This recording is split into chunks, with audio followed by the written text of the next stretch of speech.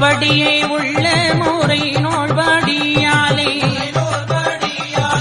இப்போது நீதனவன் இங்கோடி வரந்தான் மெய்ப்பான மக்கள் எல்லாம் விலகி நின்று வந்திடுங்கோ தீகிறதை பார்த்து திரும்பி இங்கே வந்தவுடன்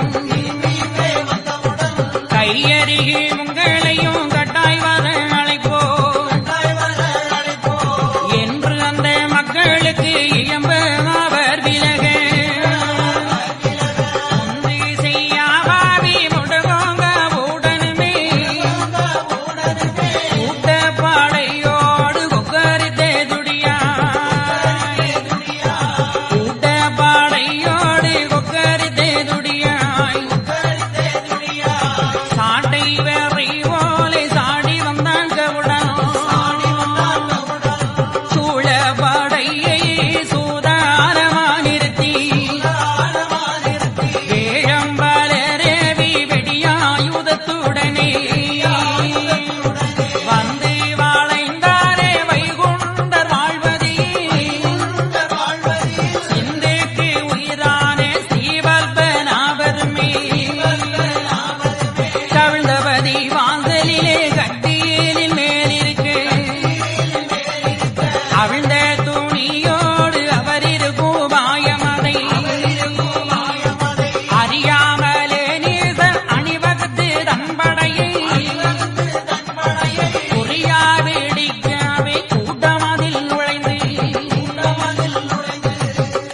தந்தையாகிய நாராயணமூர்த்தியிடம் வைகுண்டப் பரம்பொருள் விஞ்சைகள் பெற்று பண்டு இருந்த தலத்தினை வந்திருந்து இருந்தனர் விஞ்சை பெற்று இருபுறம் முனிவர் சூழ பொருந்திடும் கமலமாது பூரண மதுவாய் நிற்க கரிந்திடும் ஈசப்பாவிகள் கயிறுவாள் வெடிகள் சூலம் புரிந்தவன் கோட்டி செய்து எம்பெருமானை சிறைபிடிப்பதற்காக சுவாமி தொப்பை நோக்கி வந்து கொண்டிருக்கின்றார்கள். அப்படி வந்து கொண்டிருக்கின்ற படைகளை எம்பெருமான் அறிந்து அவர் அருகில நின்ற மக்களை பார்த்து ஐயா சொல்வார்கள், மக்களே, முப்படியே உள்ள முறைநூற்படியாலே நான் தந்தையிடத்திலே பெற்ற உபதேசத்தின் பிரகாரம் இந்த நீச பாவிகள் எல்லாம் என்னை பிடிப்பதற்காக வருகின்றார்கள்.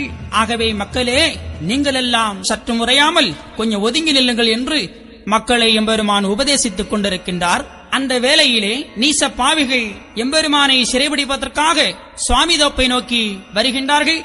சுவாமி தோப்பை வந்தடைகின்றார்கள். அங்கே ஐயாவை சூழ்ந்து அதிகமான மக்கள் இருந்து கொண்டிருக்கின்றார்கள். படை வருவதை அறிந்த மக்கள் ஆங்காங்கு ஒதுங்கி ஓடுகின்றார்கள். அப்போதுதான் பொறுதியாக இருந்த சான்றோர் மக்கள் பார்க்கின்றார்கள், ஆகா, நாம இத்தனை காலமும் அமைதியாக இருந்தோம், நீச பாவிகள் நம்மை படுத்திய கொடுமைகளை எல்லாம் ஏற்றுக்கொண்டோம், இனி நாமல் இப்படி இருக்கக்கூடாது.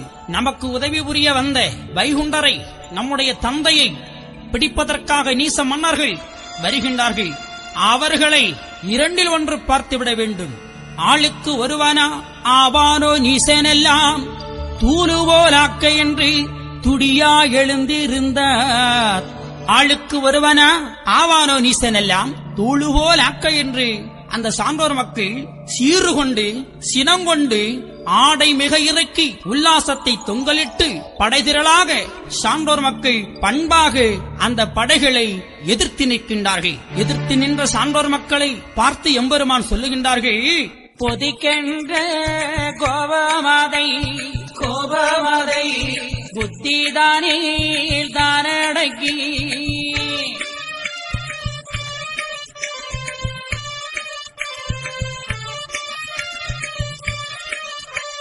பொறுத்து இருந்தவரே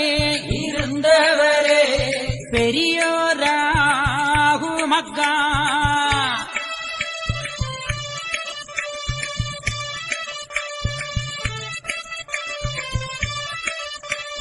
அறுத்திட என்றாலே அபூர்வமோ எந்தனுக்கு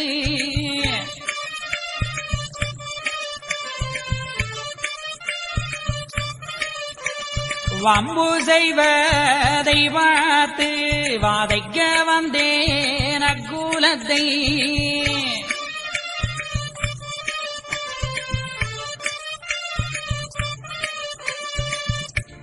பொறுத்து இருந்தவரே பெரியோர் ஆகுமக்கா, அறுத்திட என்றால் அபூர்வமோ எந்தனுக்கு.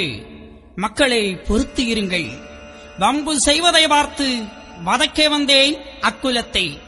எவனவன் என்ன குற்றம் செய்கின்றான், அத்தக்கவாறு வாழ்வு கொடுப்பதற்காக நான் வைகுண்டம் இந்த உலகத்திலே வந்திருக்கின்றேன். எனவேதான் ஐயா சொல்லுவார்களே, சிந்தி கிடக்கும் வந்து முடிந்து விட்டால் சீமையாடிந்து போவே சிவனே ஐயா.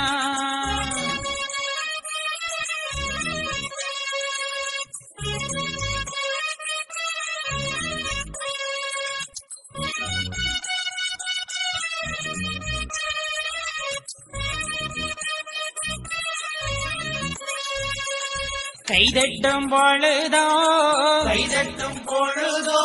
கண் சிமிட்டும் நேரமோ கலியை இருப்பதெல்லாம் சிவனே ஐயா.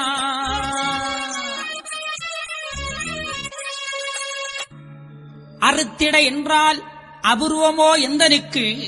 மக்களே, வம்பு செய்வதை பார்த்து வதைக்க வந்தேன் அக்குலத்தை. கைதட்டும் பொழுதோ கண் சிமிட்டும் நேரமோ கலியன் இருப்பதெல்லாம் சிவனே ஐயா. சிந்தி கிடக்கும் மயிர் பந்து முடிந்துவிட்டால் சீமை அழிந்திடுமே சிவனே ஐயா என்று சொல்வார்கள். எனவே நான் இவர்களையெல்லாம் அறுத்திட என்றால் இக்கணமே இந்நொடிப்பொழுதிலே நான் இவர்களையெல்லாம் அழித்து விடுவேன். இவர்களை தேர்ந்தெடுத்து நல்லவர்களை தேர்ந்தெடுப்பதற்காக வந்திருக்கின்றேன். அவன் செய்யும் குற்றம் ஆண்டி நான் அறிவேன் என்று சொல்வார்கள். இம்பெருமான் சொல்வார்கள், மக்களே நீங்கள் எல்லாம் உற்பனமாறிந்தோர் ஒதுங்கி இருங்கோ என்று சொல்வார்கள். நான் இவனை அழிக்க வந்திருக்கின்றேன். எனவே மக்களே நீங்கள் எல்லாம் அமைதியாக ஒதுங்கி இருங்கோ என்று அவர்களை பார்த்து சொல்லிவிட்டு, செடிகளைத்து என் மக்களே நான் தெளிந்த முயல் பிடிக்க வாரே.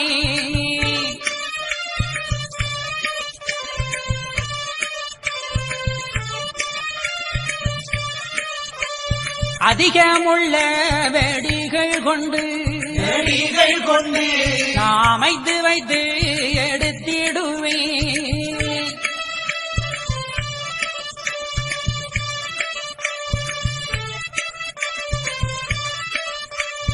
கண்ணு மக்கா நீங்களெல்லாம் கருத்தோடு இருந்திடுங்கோ.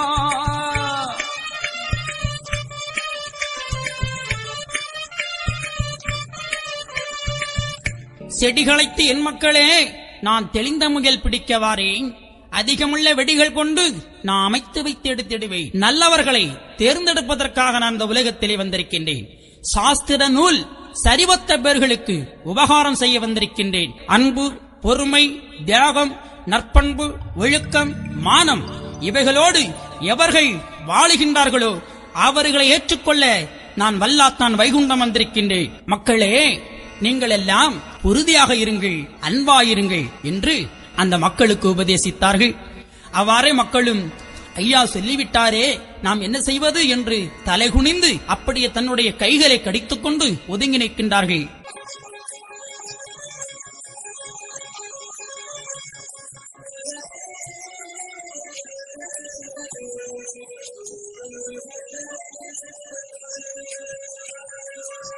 நீ தென் மகிழ்ந்து எதிர்பாரே காணோம் என்று பாச காயறு கொண்டு பரமன் வைகுண்டரையும் கட்டி இறக்கியல்லோ கைவடியால் தான் இடித்து கட்டி இறக்கியல்லோ கீழே போட்டு மிதித்து தலைமுடியை தான் பிடித்து தாறுமாறாய் இழுத்து உலைய குலைத்தது போல் குண்டரை தான் அழைத்து குண்டியிலே குத்தி குனிய விடுவான் ஒருத்தன் நொண்டியோ என்று எளியிலே குத்திடுவான். வெடி போடங்கால் சுவாமி மேலெல்லாம் தான் அடித்து அடி புழங்கு கொண்டு அடித்தடித்து தான் இழுப்பான்.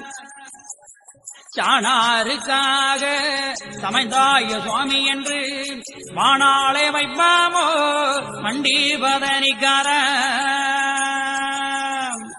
பனையேறி சுவாமோ பட்டதில்லை என்று சொல்லி அனைவோரையும் வருத்தி அவரணம் தேடவென்றோ சுமைந்தாய் நீ சுவாமி என்று சாணாவனையாறி பனை சிறங்கு என்னோ பற்றி தெரியலே. உன சுவாமி என்ற ஒருவருக்கு மேராதி ஆளான ஆளோ நீ ஆளி சிறியவனாய் ஆளான ஆளோ நீ ஆளி சிறியவனாய் தாழ கிடந்து சுவாமி என்று வந்தாய் நீ. நாராயண சுவாமி நான் என்றது நீயோ வாரணத்தின் காலில் கட்டி பட்டுவோம் பாரி என்பான். உன்னோடு நின்றவர்கள் உன்னை அடிக்கையிலே என்னோடு வந்து என்னவென்று கேட்கலையே. அந்த கூட்டத்துக்குள்ளே நீச பாவிகள் சாட்டை கொண்டு தாறுமாறாக அடிக்கின்றார்கள். மக்களும் அவ்வாறே அடிய வாங்கிக் கொண்டு அங்கும் இங்குமாக ஓடிக்கொண்டிருக்கின்றார்கள். எம்பெருமான் 6 கால் கட்டினில் ஐயா அமர்ந்து கொண்டிருக்கின்றார்கள். அவிழ்ந்த துணியோடு அவர் இருக்கும் உபாயம் அதை அறியாமல் நீச பாவிகள் ஐயாவை ஓடி வந்து பிடித்தார்கள். பிடித்து கையை பின்னை வைத்து கட்டி இறுக்கி பாச கயிறு கொண்டு பரமன் வைகுண்டரையும் கட்டியிருக்கிறார்கள். தன்னுடைய கைவெடியால் எடுத்து ஐயா வைகுண்டரை கீழே போட்டு மிதித்தார்கள் பாவிகள். ஆகா, சொன்னால் இந்த உலகமே தாங்காது அவ்வளவு கொடுமைகளை ஐயாவை படுத்தினான். தலைமுடியை பிடித்து தாறுமாறாக இழுத்து குலையை குலைத்தது போல் குண்டரை தானடித்தான் பாவிகள். குண்டியிலே ஒருவன் கோல் கொண்டு குத்திடுவான், நொண்டியோ என்று எம்பெருமானை நெளியிலே குத்திடுவான். இத்தனை வேதனைகள் எம்பெருமானை செய்தார்கள். அப்போதுதான் ஐயா சொல்லுவார்கள், கூட்டிய கையை சேர்த்து கட்டியை காயிற்றே நான் கொலு சென்று நினைத்தேனே சிவனே ஐயா.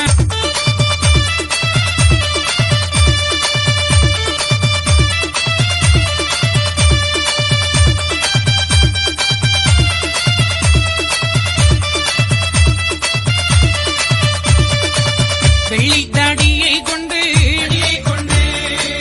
கள்ளானை போல தள்ளி விட்டன்னை அடித்தானே சிவனே ஐயா.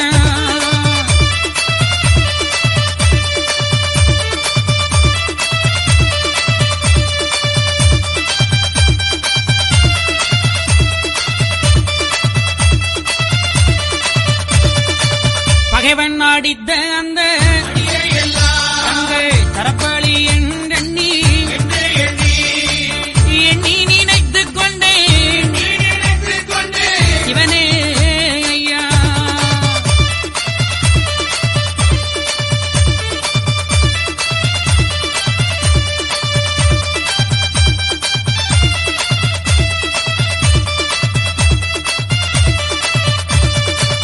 கந்தன் என்று அறியாமல்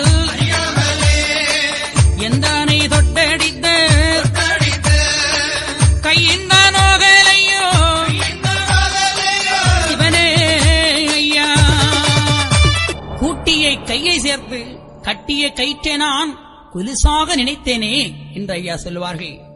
வெள்ளி தடியைக் கொண்டு கள்ளனை போல தள்ளி விட்டன்னை அடித்தானே பாவினீசர்கள்.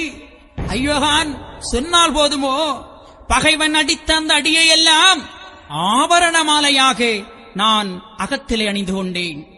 கந்தன் என்று அறியாமல் எந்தனை தொட்டடித்த கைந்தான் ஓகலையோ என்று ஐயா அவர்களை இறக்கப்படுகின்றார்கள். ஆகா, பகவானை அடித்தால் அந்த அடி பகவானை சாருமா? அது சேராது.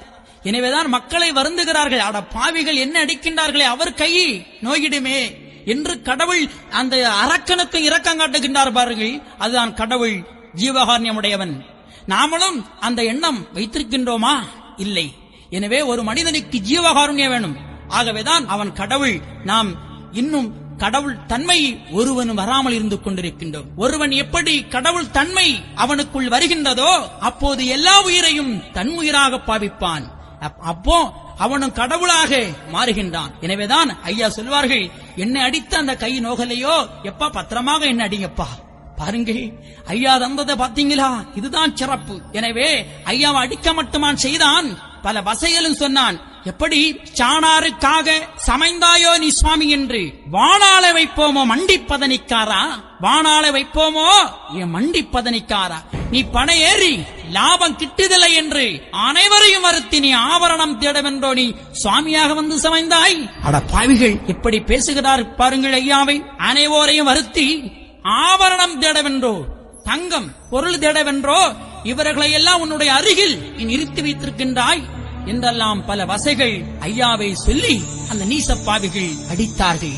எனவேதான் இன்னும் பல வசைகளை சொல்லி ஐயாவை எப்படியெல்லாம் அடிக்கின்றார்கள்.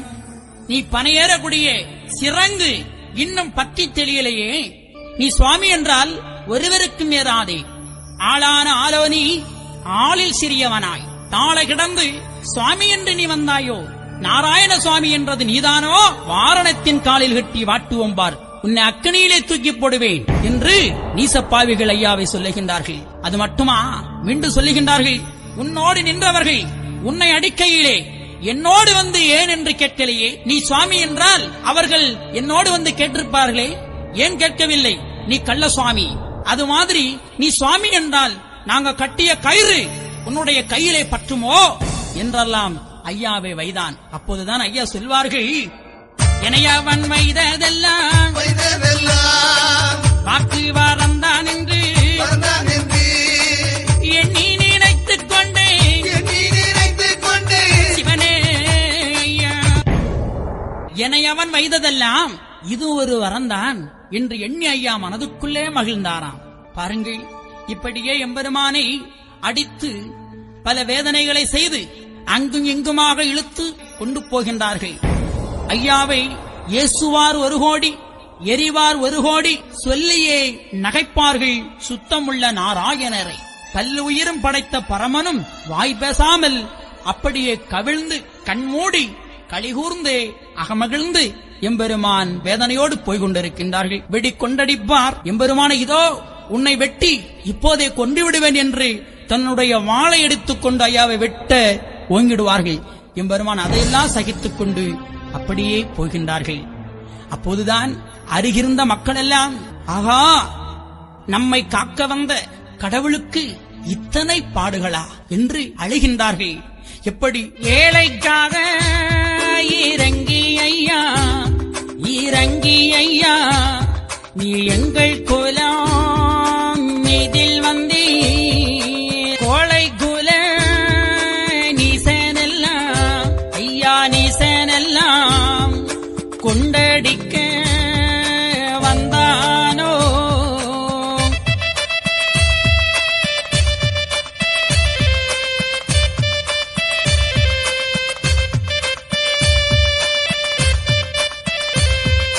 பாவி எந்த நீச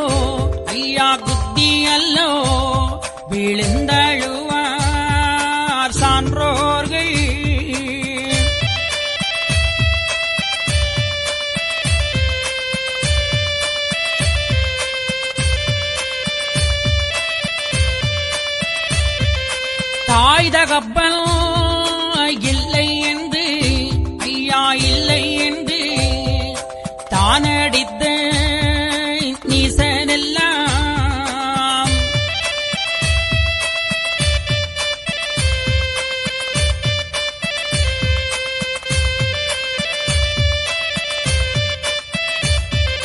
வாயர்ந்து இருந்தானே இவர் வந்த நாள் முதலாய்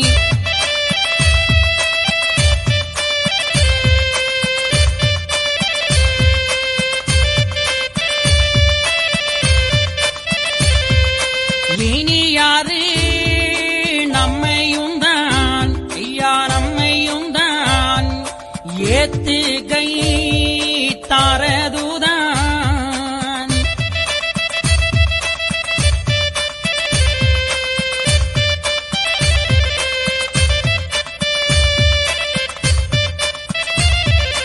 தானியானோ நாமளினி தலையெடுப்ப அது எக்காலம்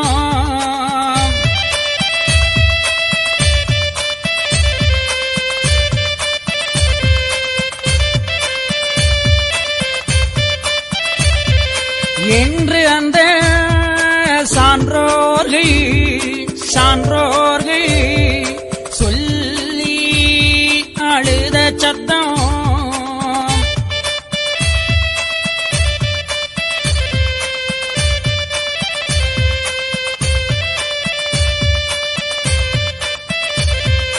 கன்றுக்கு இறங்கும் கண்ணர் மிக கேட்டு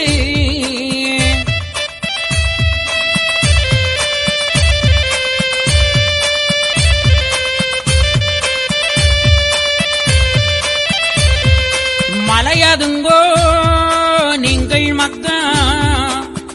மக்கா மாமுனிவன் புத்திரரே மலையதுங்கோ நீங்கள் மக்கள் ஐயாவுடைய திருவானை இப்போமே தன்னில் வந்து இத்தனை நாள் வரைக்கும் கைபொருள் இச்சை மக்கா காரத்திலே மிக நினைத்து கைகூலி வேண்டியல்லோ கருமம் செய்தே ஆனாக்கால்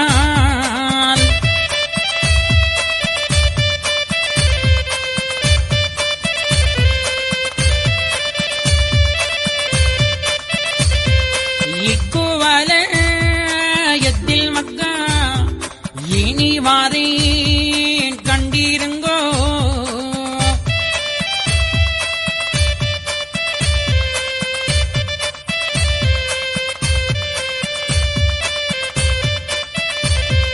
கர்மமாது நிச்சயித்து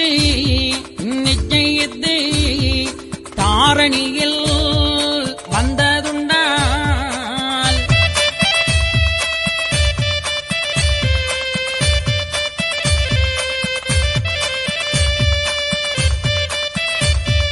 நன்மை கடைபிடித்து நான் வருவேன் நானிலத்தில்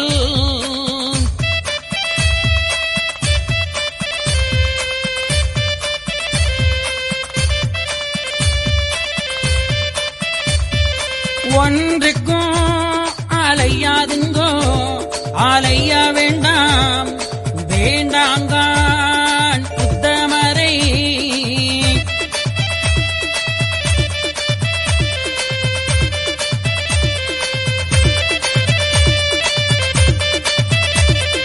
என்றைக்கும் நான் இருப்பேன் என் மக்கள் தங்களிடம்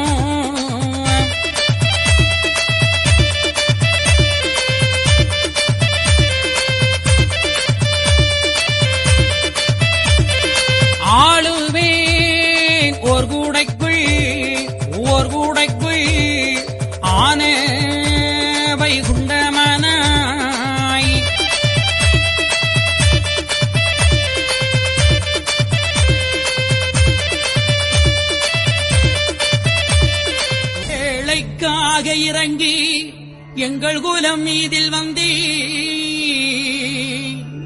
கோழை குல நீசன் கொண்டடிக்க வந்தானோ.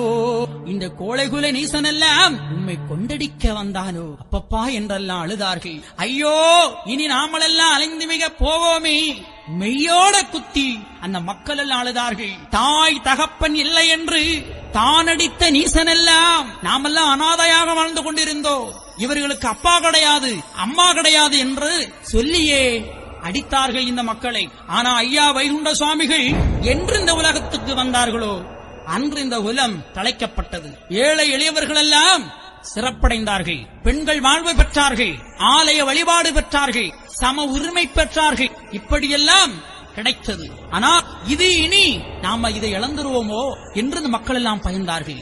இனி யாரு நம்ம ஏத்து கை தாரதுதான். இனி தனியாரோ முன்னால போல நாமளும் அயர வேண்டியதுதான். அன்றையப்பட்ட கஷ்டமும் இன்று நம்ம பட வேண்டியதான். அப்படி என்று அந்த மக்கள் எண்ணி வேதனைப்பட்டார்கள். அப்போதுதான் ஐயா அவர்களை பார்த்த ஐயா சொல்வார்கள், மக்களே, ஏனப்பா நீங்க கலங்குகிறீர்கள், ஏன் கவலைப்படுகிறீர்கள்? நீங்க கவலையே படாண்டா. ஏனென்றால் ஐயா சொல்வார்களே, எப்பா மலையாதுங்கோ நீங்கள் மாமுனிவன் புத்திரரே, அலையாதுங்கோ மக்கா ஐயாதிருவானே, ஏன் நீங்கள் கவலைப்படுகிறீர்கள்? ஆஹா, ஏன் அப்பா, எதற்காக நீங்கள் பயப்பட வேண்டும்? இப்பூமிதனில் வந்து இத்தனை நாள் வரைக்கும் கை பொருளுக்கு கருத்தில் மிக நினைத்து கை கூலி வேண்டி கருமம் செய்தே ஆனாக்கா இக்குவலயத்தில் இனிவரேன் கண்டிருங்கோ.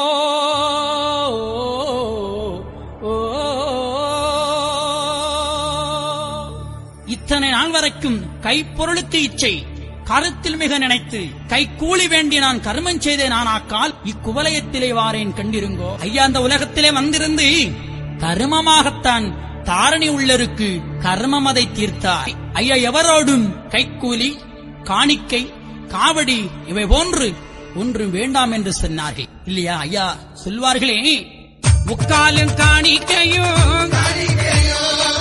வேண்டி மாடப்பள்ளிகள் முடிக்கவும் சொன்னதுண்டோ இவனே.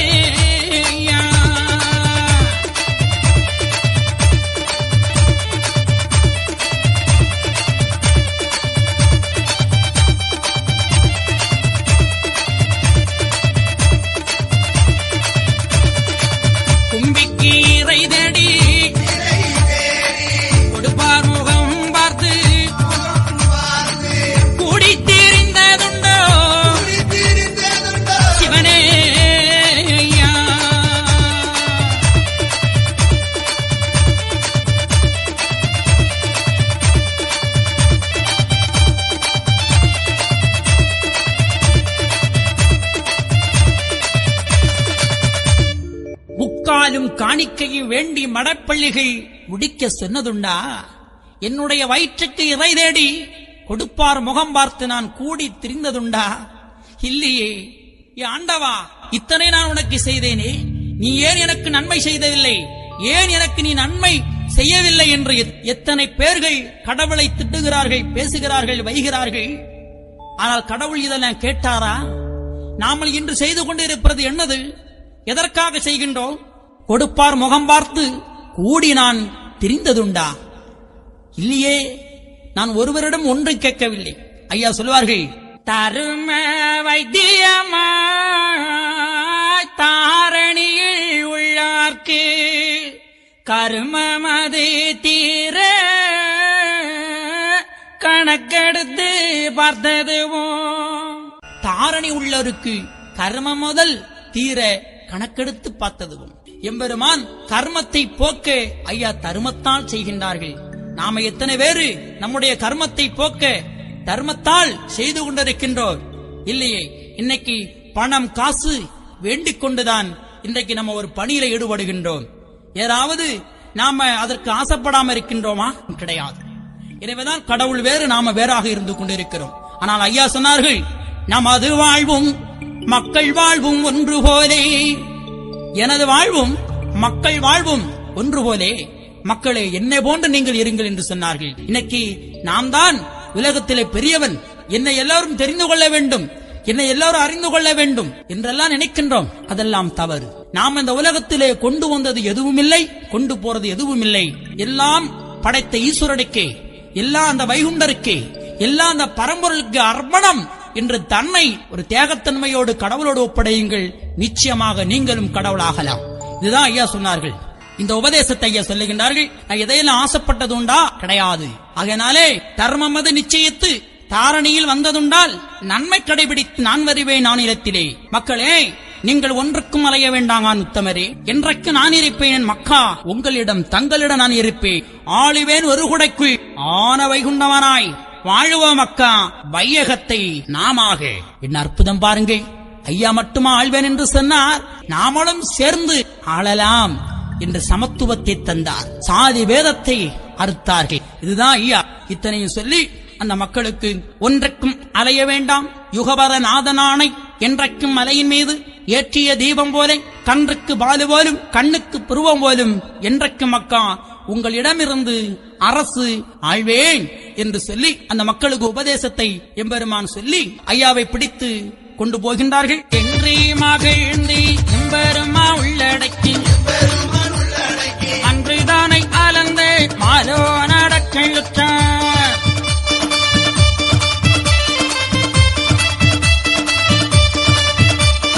கெட்டின கெட்டை கிருக்கமுடன் தான் இருக்கேன், கட்டின கட்டோடை கடுநீசன் தான் நடத்தி.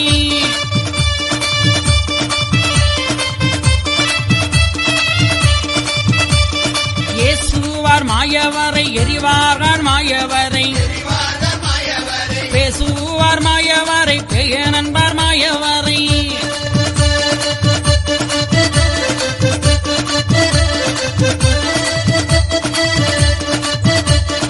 இப்படியே நீசன் குலங்கள் எல்லாம் மாயவரை, அப்படியே பேசி அடித்து மிக நடத்தி.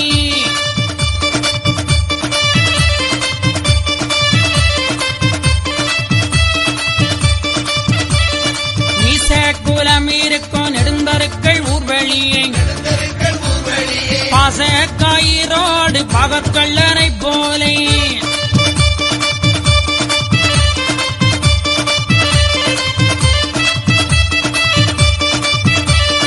தெருவுக்கு தெருவு சிறு குழந்தை நீ சர்குலம், வருகின்ற மாயவனை மண்கட்டி பெத்தறிவார்.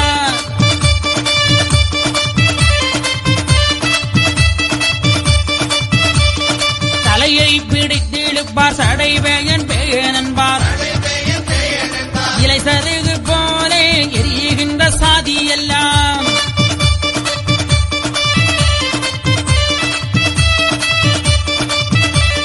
குண்டியிலே ஒருவன் கோல் கொண்டு குத்திடுவான், நொண்டியோ என்று எடியிலே குத்திடுவான்.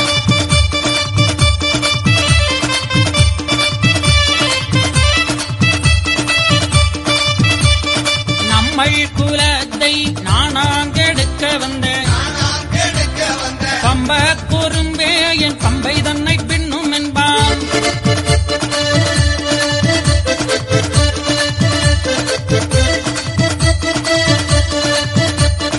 அதிலும் சிலவே அடடா போ என்று மதிலேறி வந்து மாமடவார் சிலர்கள்.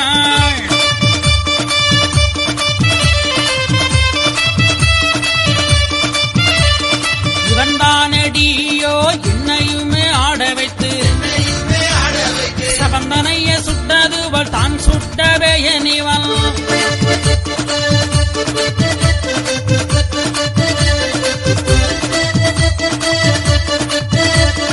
தலைமயிரை பானையில் தான் பங்கு வைத்திருக்கி குலையை குலைத்ததுவள் கொன்ற கொடும் பாவி இவன்.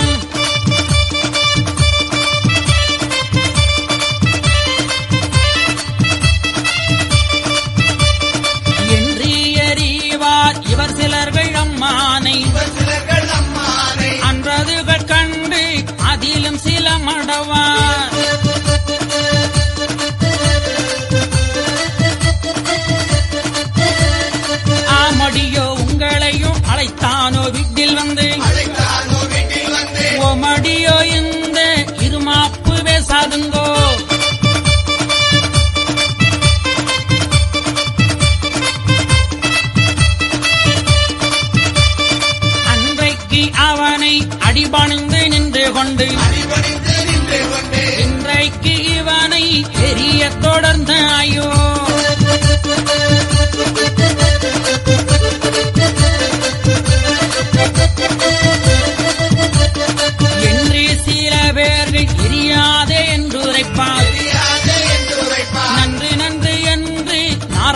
பேருள்ளடக்கி பாசக்கயிரோடு பகற்கள்ளனைப் போலே தெருவுக்கு தெருவு சிறு குழந்தை நீசகுலம் வருகின்ற மாயவனை மண்கட்டி பேத்தெறிவார்கள்.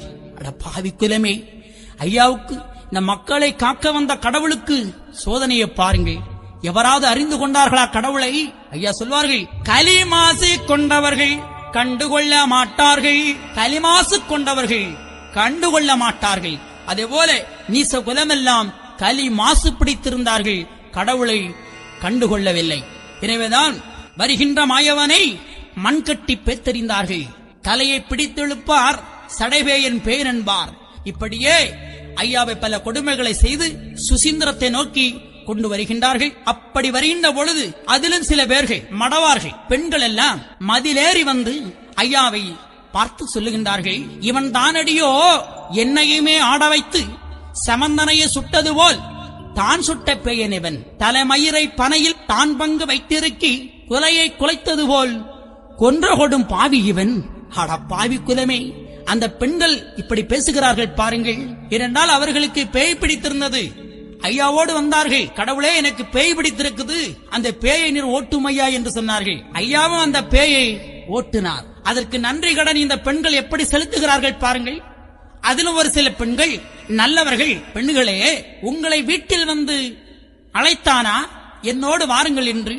நீங்கள் தானே போனீர்கள், எனக்கு நோய் வந்திருக்கிறது, எனக்கு பேய் பிடித்திருக்கிறது என்று. எனவே அவர் பேயை ஓட்டினார். அதற்கு நன்றி கடனா செலுத்துகிறீர்கள், இப்படி பேசுகிறீர்கள் என்று அந்த அம்மைமார்கள் ஒருவருக்கு ஒருவர் பேசிக் கொள்ளுகிறார்கள். அப்போதுதான் எம்பெருமான் மனதுக்குள்ளே எண்ணுகின்றார்கள், நீங்களே ஒருத்திக்கு ஒருத்தி உரைத்திருங்கோ, இந்த வழக்கு உங்களுக்குள்ளே தீரட்டும் என்று எம்பெருமான் வந்து கொண்டிருக்கின்றார். அப்படி வருகின்ற பொழுது தாவி சுசீந்திரம் தலநோக்கி கொண்டு சென்றார்கள். சுசீந்திரத்தில கொண்டு அனந்தபுரத்தை ஆண்ட நீச மன்னனிடம் கொண்டு ஐயாவை விட்டிருக்கின்றார்கள்.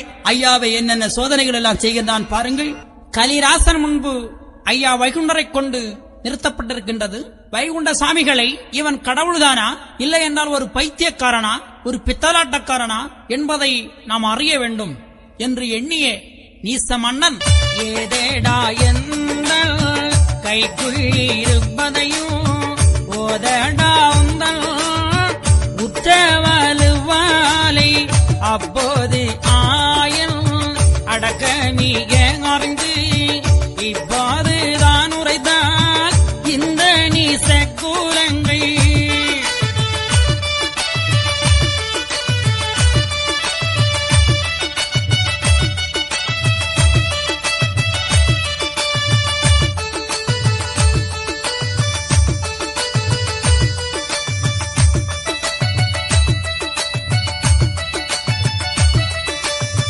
கண்டுபிடித்து அல்லோ கட்டுவா நம்மையுமே தொண்டு செய்யும் சான்றோர்கள் துயரமது ஆறாது.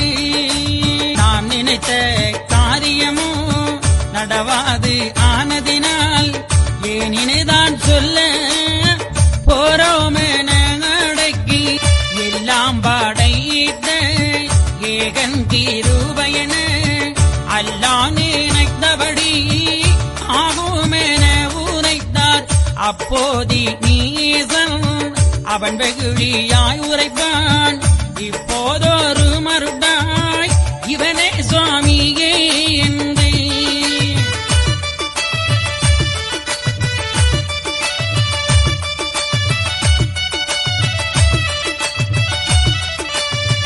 மருளிதான் என்று மாற்றான் மிக மறந்து கொண்டு போங்க சரணன் பூண்டவன் முன்பதிலே என்றுரைத்த போது ஏவல் சிவாயிகளும் நடத்தி இழுத்து நாராயணரையுமே தனது கையில் இருந்த மோதிரத்தை கலற்றி தனக்குள் கைக்குள் மறைத்து வைத்துக் கொண்டு வைகுண்டரை பார்த்து கேட்கின்றான், அடை பயலே, என் கைக்குள்ளே என்னடா இருக்கிறது சொல் பார்ப்போம் என்று கேட்கின்றான். அப்போது எம்பெருமான் தன் கைக்குள் மறைத்து வைக்கப்பட்டது மோதிரம்தான் என்பதை எம்பெருமான் அறிந்தார். ஆனால் நாம் சொல்லிவிட்டால் நமக்கு தொண்டு செய்கின்ற இந்த மக்களுக்கு துயரம் தீராது. ஏனென்றால் இந்த உண்மையை ஐயா சொல்லியிருக்கலாம், ஏன் சொல்லவில்லை? இதுதான் நாம யோசிக்க வேண்டும், நல்ல சிந்திக்க வேண்டும். அனந்தபுரத்திலே அனந்த பத்மநாபனுக்கு பெரிய கோட்டைகளை எழுப்பியதும் அந்த மன்னன் தான். ஏனென்றால் மகாவிஷ்ணு நாராயணமூர்த்தி என்ற உண்மையை அவன் அறிந்தான். அத்தனை கோட்டைகளை அவன் செய்தான். அதுபோன்று இப்பொழுதும் சுவாமி தன் கைக்குள் இருப்பது மோதிரம்தான் என்றது உண்மையை சொன்னால் நிச்சயமாக இன்று வைகுண்ட சுவாமிகளுக்கு உலகத்திலே பெரிய ஆலயம் அன்றே எழுப்பியிருப்பான் அனந்தபுரத்து மன்னன். ஆனால் ஐயா சொல்லவில்லை. ஏனென்றால் கடவுள் நல்லவனுக்கும் கெட்டவனுக்கும் எல்லோருக்கும் உதவி செய்கின்றார். ஐயா சொல்வார்களே, கடவுள் எல்லா உயிருக்கும் உயிராக இருக்கின்றார். ஐயா சொல்வார்களே, மோட்ச உயிருக்கும் நரக உயிர்க்கும் தீனரேக பாவி உயிர்க்கும் ராச உயிர்க்கும் பள்ளிவாசல் உயிர்க்கும் வைகுண்ட பதவி உயிர்க்கும் எவ்வுயிருக்கும் எங்கள் ஐயா சிவ சிவ சிவ சிவா அரகர அரகரா. கடவுள் மோட்ச உயிருக்கும் நரக உயிருக்கும் எல்லா உயிருக்கும் இருக்கின்றார்கள். அப்போது அவரை யாரு வேணுமானாலும் கட்டுப்படுத்தலாம் என்று எண்ணிலா கட்டுப்பட மாட்டார். கடவுள் எந்த அன்புக்கும் கட்டுப்படாதவர். அவரை யாரும் கட்டிவிட முடியாது. ஆனால் ஒருவேளை இந்த மன்னன் கடவுளே என்று தன்னுடைய பாதத்திலே வந்து விழுந்தாம் என்றால் அவனுக்கு நாம உதவி செய்ய வேண்டியது வந்து. எனவேதான் எல்லாம் படைத்த ஏகன் கிருபை என்று அல்லாஹ் நினைத்தபடி ஆகட்டும் என நினைத்தார். எல்லா ஏகன் கிருபை அல்லாஹ் நினைத்தபடி ஆகும் என எம்பெருமான் நினைத்தார். எனவே அப்போது நீச மன்னன் ஆஹா இவன் கடவுள் கிடையாது, எனவே சந்தோஷம் கொண்டு இவன் சாமி அல்ல, இது ஏதோ ஒரு மாயை, எனவே அவன் இனி வைகுண்டரை பல கொடுமைகளை செய்ய வேண்டும் என்று எண்ணி அவன் யார் அங்கே வாரும் எங்கே இந்த ஷானான் என்ற சாமியை இழுத்துக்கொண்டு சரணன் முன்பிலே கொண்டு விடுங்கள் என்று உத்தரவிட்டான். சரணன் முன்பிலே வைகுண்டரை கொண்டு நிறுத்தப்பட்டிருக்கின்றது. சரணனும் ஐயாவை இனி என்னென்ன கொடுமைகள் எல்லாம் செய்கின்றான் பாருங்கள். ஐயாவை கொண்டு கடத்தி சரணன் கண்டிருக்க கொண்டு விட்டார். உடனே சரணனும் பாயமதை பார்ப்போம் என்று தடதடனவை எழுந்து சாராயமானதிலே அஞ்சி வகன் அஞ்சி அதில் கலந்த மாபாவி நடத்தி இழுத்து நாராயணரையுமே கடத்தி சரணன் கண்டிருக்க கொண்டு விட்டார். நடத்தி இழுத்து நாராயணருமே கடத்தி சரணன் கண்டிருக்க கொண்டு விட்டார்கள். உடனே சரணனும் வைகுண்டருடைய உபாயமதை அறிய வேண்டும் என்று தடதடனவை எழுந்து சாராயமானதிலே 5 வகையான 5 வகையான நஞ்சை எடுத்து அந்த சாராயமானதிலே கலந்து வைகுண்டரை குடிக்கும்படி உத்தரவிடுகின்றான். வைகுண்டரும் அதை அன்பாக ஏற்று ஐயா சொல்வார்கள், பச்சை நாவியை போட்டு பாலென்று கொண்டு தர பாலாயிருந்தனையோ சிவனே ஐயா. பச்சை நாவியை பாலென்று போட்டு தர பாலா இருந்ததையோ சிவனே ஐயா என்று ஐயா சொல்லுவார்கள். ஐயா சொல்லுவார்கள், காலனை காலால் உதைத்த கடவுளார் வேண்டி அகமேற்றார் வேதநாராயணரும்.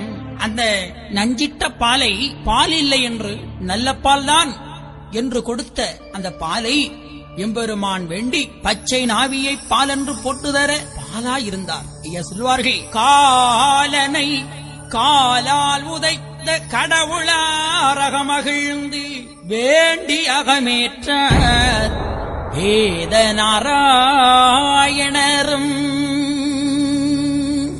காலனை காலால் உதைத்த கடவுளார் அகமகிழ்ந்து வேண்டி அகமேற்றார் வேதநாராயணர். அந்த நஞ்சிட்ட சாராயத்தை நல்ல பாலாக எம்பெருமான் அதை அறிந்தினார்.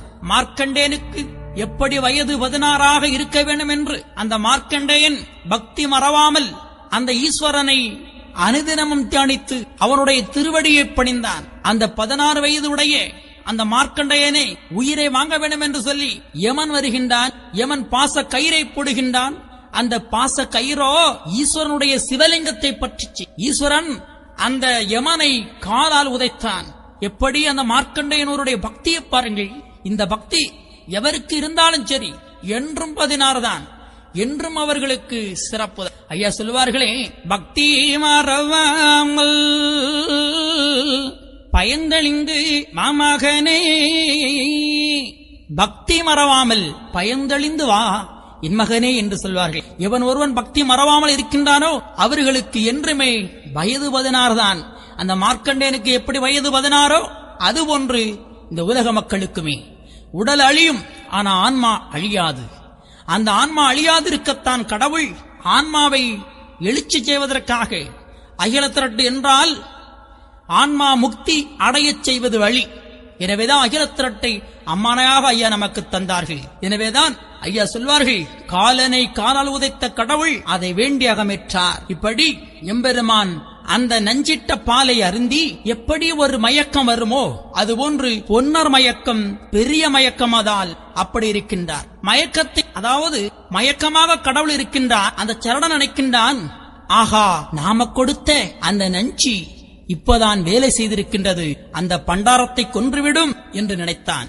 ஆனா எம்பெருமானோ அப்படி ஒரு பாவனை, மயக்கம் போல ஒரு பாவனை வைத்தார். இவன் செத்துவிட்டான் என்று அறிந்து செத்த பிரேதங்களை போடக்கூடிய அந்த பிரேத அறைக்குள்ளே கொண்டு ஐயாவை அடைக்கச் செய்தார். பாவி நீச பாவிகள், ஐயாவை அந்த பிரேத அறைக்குள்ளே கொண்டு போடுங்கள் என்று உத்தரவிடுகின்றான். சரடன் உத்தரவோடி அப்படியே ஐயாவை கொண்டு அந்த கொடும்பாவியும் கொண்டு ஐயாவை பிரேத அறைக்குள்ளே கொண்டு அடைக்கின்றார்கள். எம்பெருமானும் சொல்லுகின்றார் பாருங்கள், என்னையோ உலகாணி யாரையிலே கொண்டு போய் அடைத்தானே சிவனே ஐயா.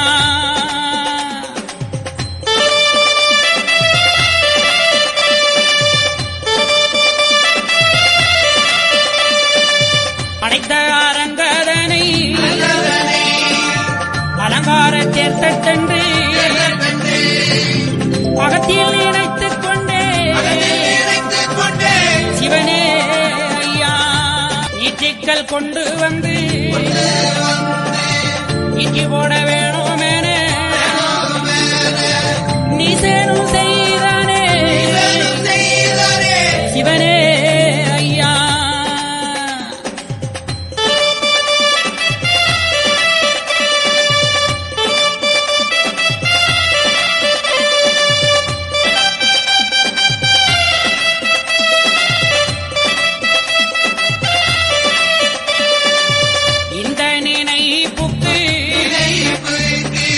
பூச்சோரிகிறார் என்று எண்ணி நினைத்துக் கொண்டே சிவனே ஐயா.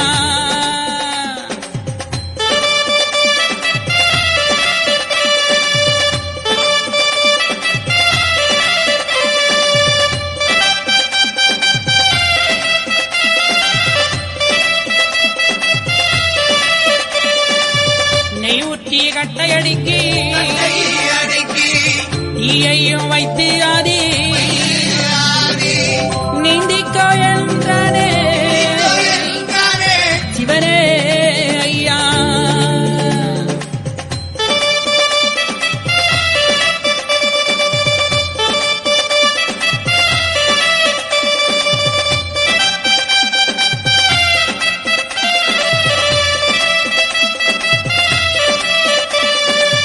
புளியாத மேனியே குளிக்க நாளாச்சுதென்று குளிவாட்டு நின்றதையோ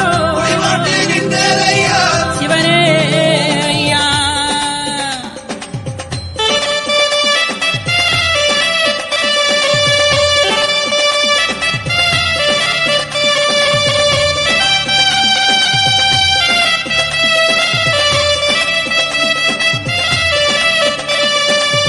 அரங்கதானில் அடைத்து வத்தல் போட தீயை வைத்து அசையாமல் இருந்தனையோ சிவனே ஐயா. கொடும்பாவி எண்ணையும் புழுகானி அறையினிலே கொண்டு போயடைத்தானே சிவனே ஐயா. அடைத்த அரங்கதனை அலங்கார தேர் தட்டு என்று என்று நான் நினைத்துக் கொண்டேன். நீச்சுக்கள் கொண்டு வந்து நீந்தி போட வேணுமென்று நீசனும் செய்தானே. சிவனே ஐயா, இந்த நினைப்புக்கு பூச்சொரிகிறேன். அப்படியே எம்பெருமான் சுண்ணாம்பு காலவாயில கொண்டு நிறுத்தப்பட்டு ஐயாவை சுண்ணாம்பு காலவாயில கொண்டு அடைக்கின்றார்கள். எம்பெருமான் அப்படி அன்று பூத்த தாமரை இதழ் போன்று ஐயா புன்னகையோடு மலர்ந்து வந்ததாக சொல்லுவார்கள். எனவே இந்த பண்டாரத்தை எப்படியும் கொண்டுவிட வேண்டும் என்று எண்ணிய நீசர்கள் நெய் ஊற்றி கட்டையடுக்கி தீயையும் வைத்து அதுல நீந்திக் கொடுகின்றார்கள். எப்படி ஒரு குளத்துல நாம நீச்சல் அடிப்போமோ அதுபோன்று ஐயாவை அக்கினிக்குள்ளே நீச்சல் அடிக்கச் சொன்னான். கடவுளுக்கு இதெல்லாம் ஒரு பெரிதா? கடவுள் என ஓரடியாளந்தவர், படைத்து நிறைந்தவன், பாலன் வடிவு கொண்டவன், எங்கும் நிறைந்தவன், ஏக பரம்பொருள், பரம்பொருள், பிரணவநாதன், எங்கும் நிறைந்தவன், ஒளியானவன், எங்குமாக நின்றவன் கடவுள். எனவே அவனுக்கு அக்கனிக்குள்ளே நீச்சல் அடிக்க முடியாதா? அற்புதமாக குளியாத மேனியில் குளிக்க நாள் ஆற்றுதே, குழி போட்டு நின்றனையோ என்று சொல்வார்கள். அது மட்டுமா? காற்று போகாத அறைக்குள்ளே கொண்டு ஐயாவை அடைத்து அதுல வத்தல் போட்டு தீயை வைத்தான் சாகட்டும் என்று. எம்பெருமான் அப்படியே அதிலிருந்து ஐயா மீண்டு வந்தார். இப்படி பல சோதனைகள் செய்தார்கள். ஆனால் நாம் தயவு செய்து மக்களை, நீங்கள் அகிலத்தை படித்து பாருங்கள். மக்களை எத்தனை துயரை படுத்திருக்கின்றான். அந்த துயரை போக்க வந்த கடவுள் மக்களை எத்தனை துயர் படுத்திருக்கின்றான் ஈச மன்னன். அதைவிட நம்மை காக்க வந்த கடவுளுக்கு எத்தனை துயர் என்பதை படித்தால் அறிய முடியும். ஐயா சொல்வார்கள், வச்சுகந்து பார்ப்பீரால் வாழி தெரியும் இந்த எட்டில் என்னவோ என்று எண்ண வைத்து கேட்பீரால் அன்ன முதல் அத்து ஆக்கினைக்கு உள்ளாவார். வச்சி உகந்து பார்ப்பீரால் வழி தெரியும் இந்த எட்டில் என்னவோ என்று எண்ண வைத்து கேட்பீரால் அன்ன முதலத்து ஆக்கினைக்கு உள்ளாவீர். அன்னம் என்றால் ஞானம். ஞானம் இல்லாமல் போவார்கள். ஒரு பக்தன், ஒரு தாசன், ஒரு பக்தன் எப்பொழுதும் கடவுளுடைய நாமத்தையும் அவருடைய வரலாறுகளையும் படித்துக் கொண்டே இருக்கணும், கேட்டுக்கொண்டே இருக்கணும். அப்போதுதான் அவன் பாவத்திலிருந்து விடுபடுகின்றான். எனவே ஐயா சொன்னார்கள், படித்தோர் கேட்டோர் நல்ல ஊரை நவிழ்ந்து கற்றோர் ஆறாரும் பெற்று அகமே கூர்ந்து அன்றோழி காலம் வாழுவீர் என்று சொன்னார்கள். இனி பிறவியில்லாத வாழ்க்கை உங்களுக்கு.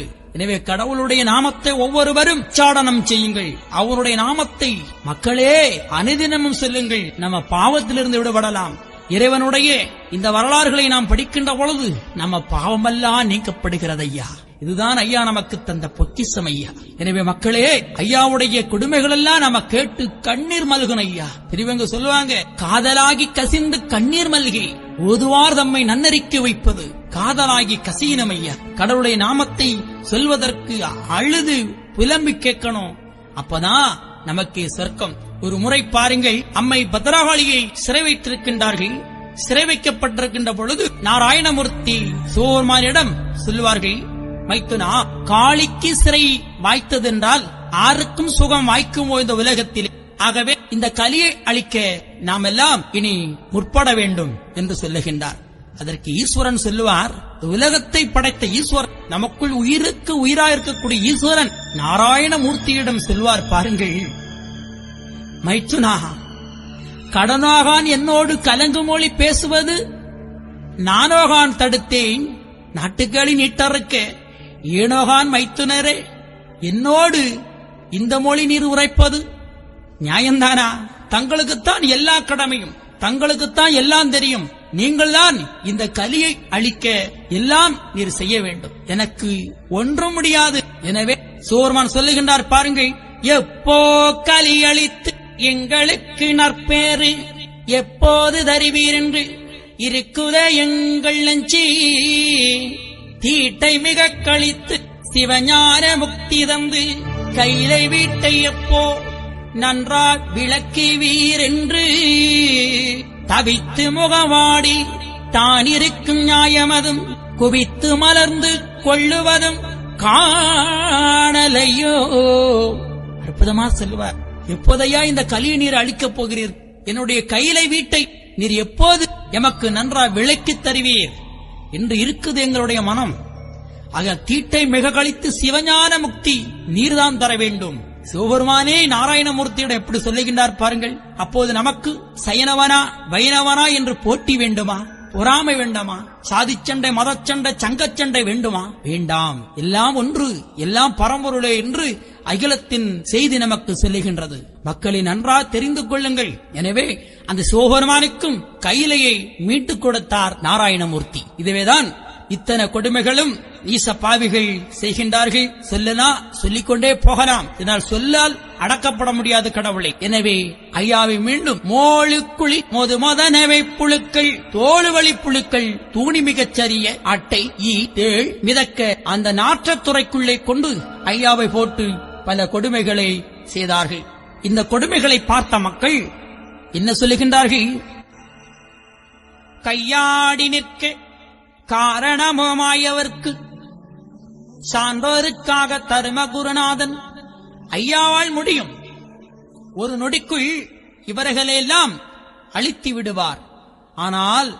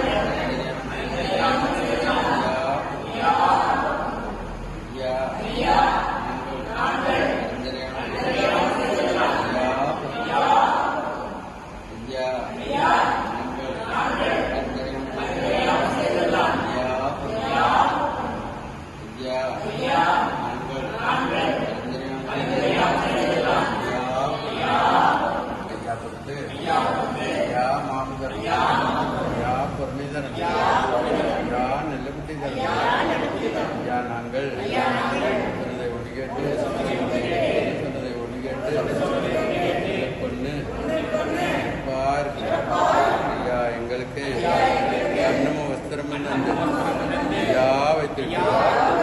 எங்களை நம்பலமில்லாமல் சஞ்சலமில்லாமல்